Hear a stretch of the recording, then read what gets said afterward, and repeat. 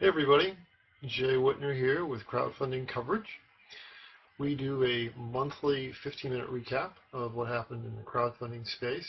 So here we go, covering what happened in June. There's a lot of interesting news on both fronts, Kickstarter and Indiegogo, in the month. There were a dozen big campaigns, 400 grand or more in June. And the big campaigns totaled 13 million bucks. The biggest one was a campaign called Skyo that we'll talk about later on in our broadcast. The first, the news.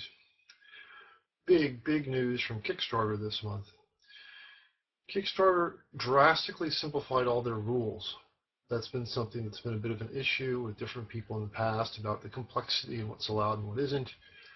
Most of the restrictions have now been lifted, and pretty much the gates are open at Kickstarter. I suggest that you go and look at their website and examine the new, vastly reduced rules for yourself. More news about growth in crowdfunding.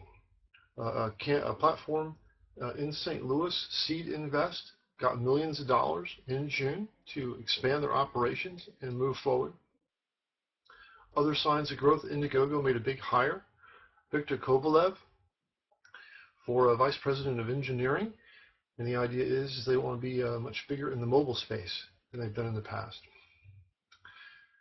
In another unusual move, Indiegogo worked with the White House and Maker Faire and a big Maker Challenge, and some of their big creators from Indiegogo went to the White House. Exciting stuff and very high visibility, good strategy for them. Also, in more Indiegogo news, this headline actually talks about the amount that was raised by Solar Roadways, which was big. It's one of the biggest campaigns so far at Indiegogo. But the bigger news is the most backers ever that Indiegogo has ever had were for the Solar Roadways campaign. In a very similar story, Kickstarter in the same month made their own record with the most backers ever for the Reading Rainbow Kickstarter. I think it was like 110,000 backers or something. So very strong signs out in the world about the growth of crowdfunding.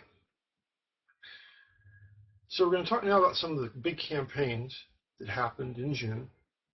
They were a wide range of size, from like 400,000 to almost 3 million bucks. Variety of different goals. The video length was more traditional this time, 2 minutes, up to a little longer than normal, 7.5 minutes. All the campaigns have a lot of updates, which is good to see.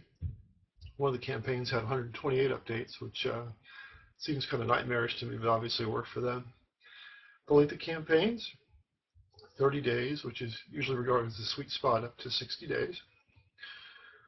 Reward levels from a fairly modest 12 to a high of 46, which I think was for the camera campaign. I'll have to look as we go through.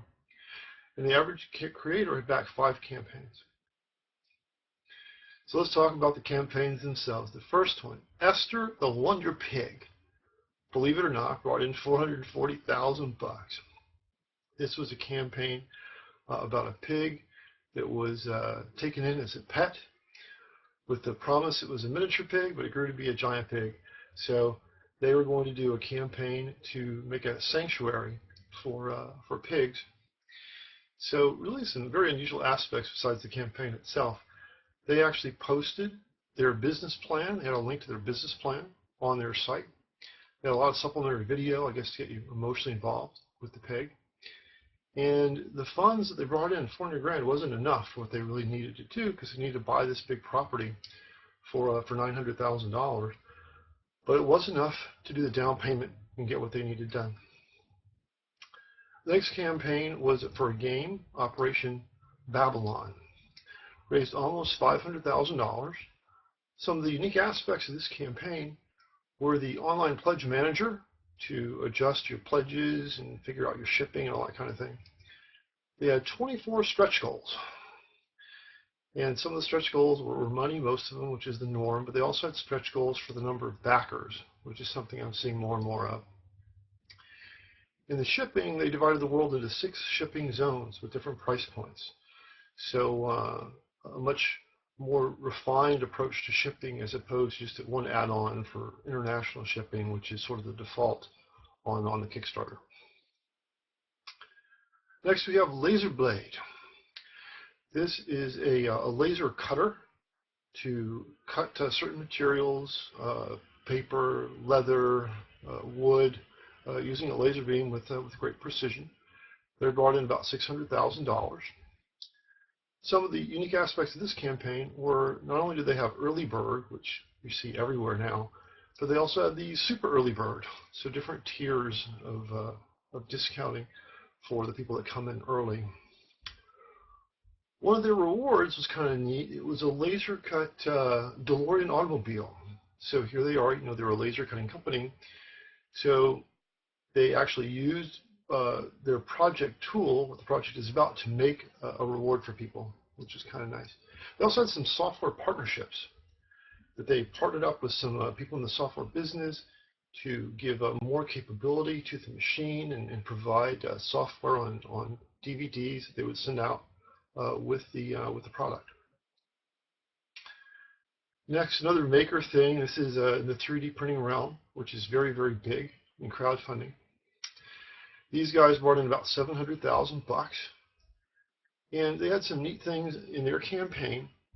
They had a good comparison chart because they were really going head-to-head with their competitors, and they wanted to really show exactly how they were better than some of the other people. They had a nice graphic reward summary. It really kind of laid out what the rewards were in a nice visible way. And they also had pictures of some of the rewards. This is something a lot of times you don't see in campaigns because a lot of time the rewards are figured out really after the campaign itself. So it helps make things more real to the backers. So probably a good strategy if you're able to do that. Next we have the Lomo Instant Camera. This is like the old Polaroid SX70 sort of, you take your instant picture and it comes up out of the machine, which is always a lot of fun. But anyway, they raised $1.1 million with their project, and it had some nice aspects to it. Really, they did well with the post-campaign ordering, which is something that we're seeing a lot of. People have buttons and links so you can order stuff after the campaign is over. They were making the cameras in different colors and a couple different looks, so that there was a choice. And like if you wanted I can't remember the colors offhand, a red camera, a black camera. And something I hadn't seen before, that like this campaign was out of Hong Kong. So if you want to pick up your camera in Hong Kong, you got a discount because there wasn't any shipping. So I don't think I've noticed anybody doing that before. We'll have to see if that's a new trend. Next, we have something in the food zone. This is the precision sous vide cooking, where you stick this gadget inside your pot, and it controls the temperature exactly with timing and everything.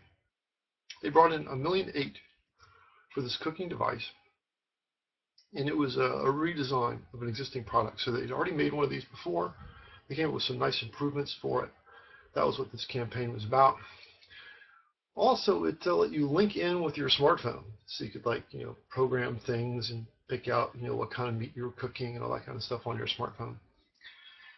So they had a lot of buy buttons that I mentioned earlier about buttons on your campaign so people can buy things after the campaign is over. These guys had like 3 or 4 of them scattered through the page. They were really going for that post-campaign sale. And something that I don't recall ever seeing before, they had 5 levels of early bird pricing on what they were doing. So that may be the record, but I can't swear to that. Next we have the Solar Roadway. This I mentioned earlier in the show. This was an Indiegogo campaign that had the most backers ever, and it probably says on here somewhere, it looks like about 48,000 backers for the campaign, which is pretty awesome. And this campaign was like road surfaces that are solar cells. So they had a lot of supplemental video to really try to explain what they were doing. They also had a lot of third-party validation, awards they'd won, like grants from the Department of Energy, things like that, that really conveyed to the backers that they were expert enough to pull this off. They also had pictures of most, maybe even all, their rewards, which really makes the rewards, as I mentioned earlier, tangible to the backers. And the big campaign in June was Skyo. This is a little bit hard to explain. Imagine a little scanner that you have in your pocket. You could reach up and touch something, and it would scan what it was to tell you exactly the materials it was made of. It has a built-in spectrometer. It works with a smartphone. So you take it with your grocery shopping, and you can tell if the watermelon is ripe enough or something. Very unusual. Hadn't seen or heard of anything like this before. They brought in almost $3 million, which was the biggest campaign of the month. Some of the unique aspects of this is they offered one of the versions have a Kickstarter logo on it, which you see sometimes. They also had the early bird pricing and super early bird pricing, but these guys didn't have 5 levels of it. And again, the post-campaign order button. That's getting to be almost a staple. More and more people are using that for obvious reasons. It keeps revenues up long after the campaign is over. So that's it for our June edition of crowdfunding coverage. Hope you liked it. You can see it on the Kickstarter coaching website and also on our YouTube page. And we'll be back soon with the coverage for July of 2014. Thanks for your time, and we'll see you later.